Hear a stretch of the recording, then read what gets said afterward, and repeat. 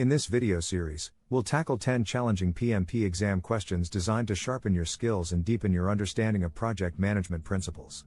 These questions will cover all major knowledge areas, process groups, and key concepts you'll need to excel in the exam. Each question will be presented with clear multiple choice options to simulate the actual exam. Detailed explanations for the correct answer, helping you grasp the why behind it.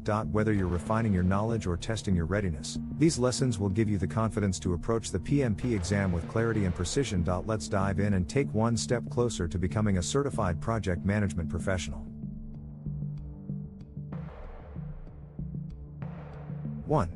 What is the primary purpose of the developed project management plan process? A. To define the project scope and objectives. B. To develop a detailed schedule for project execution. C. To create a roadmap for project execution and monitoring, integrating all subsidiary plans. D. To assess the project's financial viability.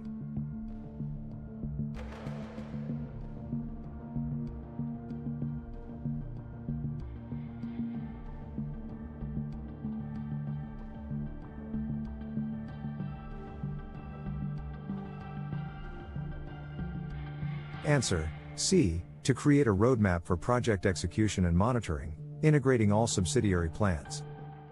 The developed project management plan process creates the overarching plan that integrates all subsidiary plans, such as scope, schedule, cost, quality, risk, etc., and serves as a guide for executing, monitoring, and controlling the project.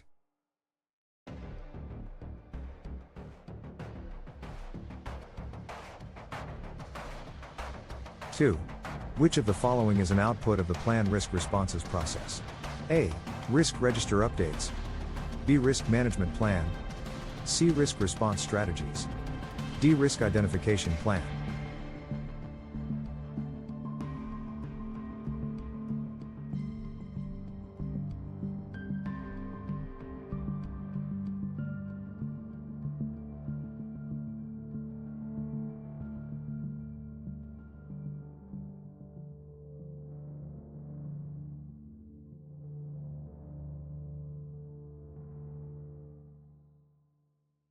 Answer: C. Risk response strategies.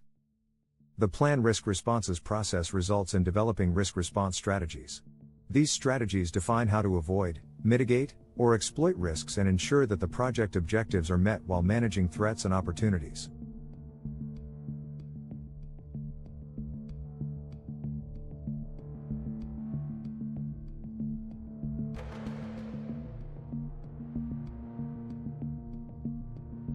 Three.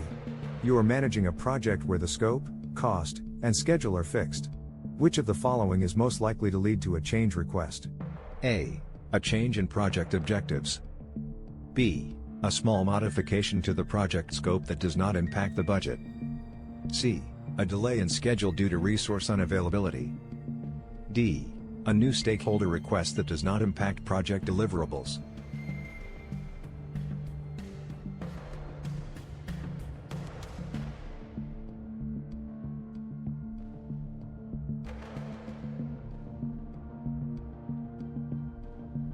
Answer: C. A delay in schedule due to resource unavailability.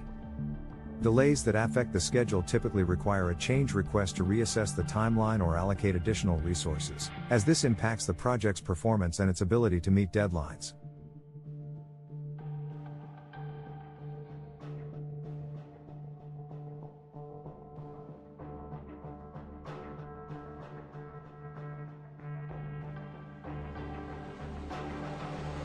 Four. What does the term critical path refer to in project scheduling? A. The longest path in a project schedule that determines the shortest time possible to complete the project. B. The sequence of tasks that are least dependent on one another. C. The sequence of tasks that can be delayed without affecting the project's finish date. D. The tasks that are not dependent on any other tasks.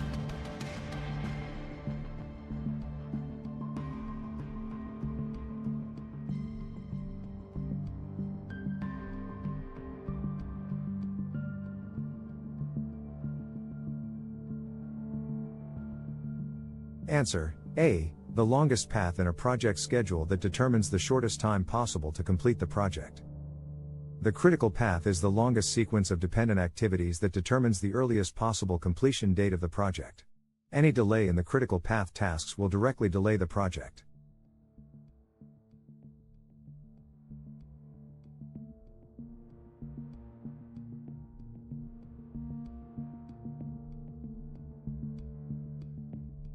Five. In which of the following situations would fast tracking be an appropriate technique? A. The project is behind schedule, and the team is looking for ways to reduce project duration. B. There is a risk of resource overload, and the team is trying to balance workloads.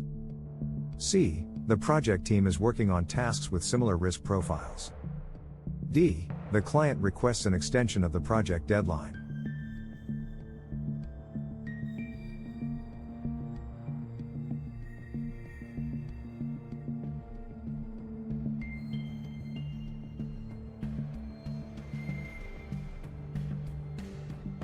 Answer: A. The project is behind schedule, and the team is looking for ways to reduce project duration. Fast tracking involves performing tasks in parallel that would normally be done sequentially to reduce the project duration. This technique is used when the project is behind schedule and a faster completion is required.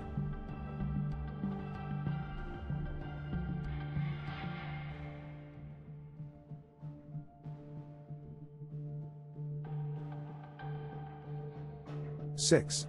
What is the most effective approach for managing stakeholder expectations throughout the project lifecycle? A.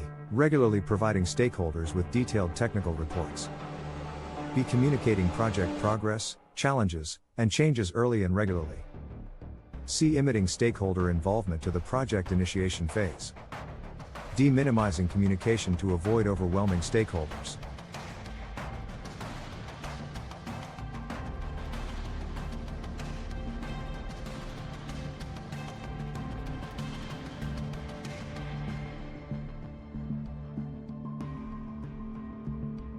Answer: B. Communicating project progress, challenges, and changes early and regularly. Regular, proactive communication helps manage stakeholder expectations by ensuring that they are informed about the project's progress, challenges, and changes. It helps build trust and prevents misunderstandings or surprises.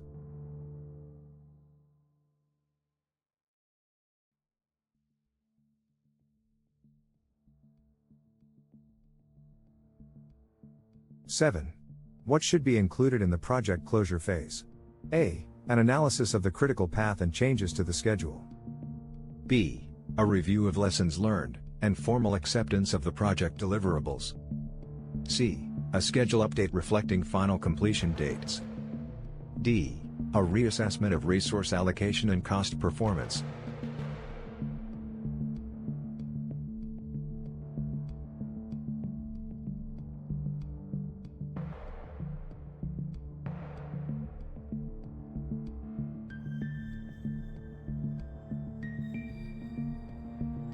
Answer: B. A review of lessons learned, and formal acceptance of the project deliverables.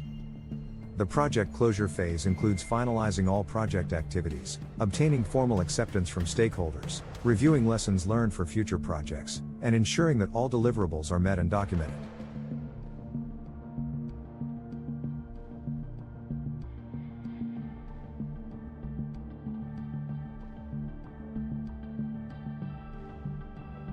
Eight.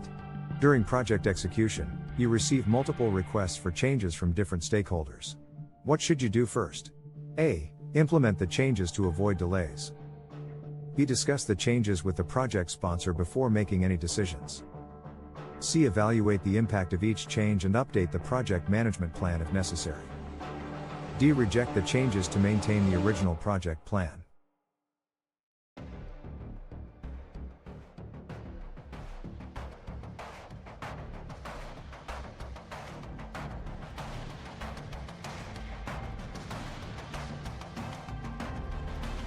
Answer: C.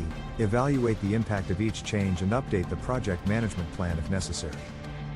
Change requests should always be evaluated for their impact on the project scope, schedule, cost, and other factors before any decision is made. Changes must be documented, and the project management plan may need to be updated accordingly.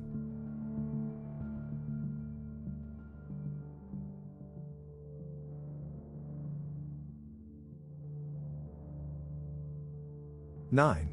In which of the following circumstances should a project manager use a contingency reserve? A. When unexpected risks arise that impact project costs or schedule. B. When the project schedule is ahead of plan and extra resources are available. C. When a stakeholder requests a change in scope. D. When a conflict arises between the project team and stakeholders.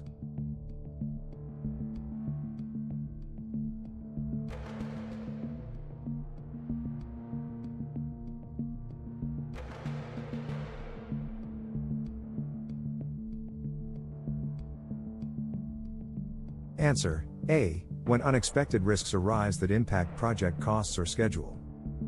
A contingency reserve is a provision in the project management plan to address unforeseen events or risks that may affect the project's cost or schedule. It is not intended for scope changes or conflict resolution.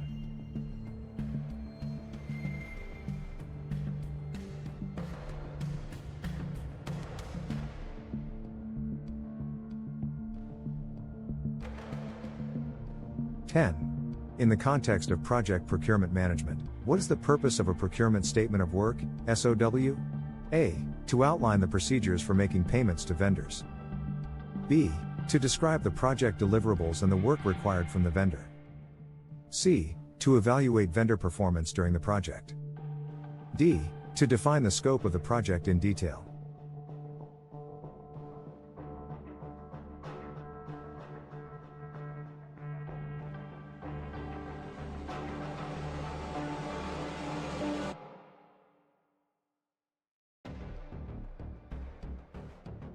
Answer: B. To describe the project deliverables and the work required from the vendor.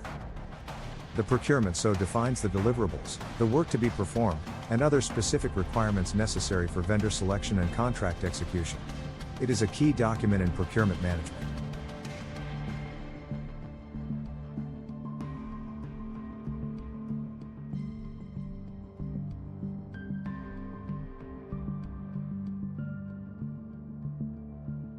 Let's review the key questions we've covered. The purpose of the developed project management plan process, the output of the plan risk responses process, what leads to a change request in a fixed project, the meaning of critical path in project scheduling, when to use fast tracking, managing stakeholder expectations, what to include in the project closure phase, the first step when receiving multiple change requests, when to use a contingency reserve, and the purpose of a procurement statement of work.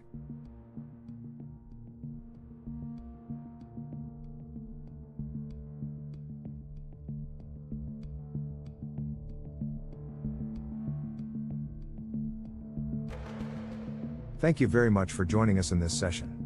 We hope these questions and explanations have helped you gain a deeper understanding of project management principles and prepared you for the PMP exam. Keep practicing and stay confident.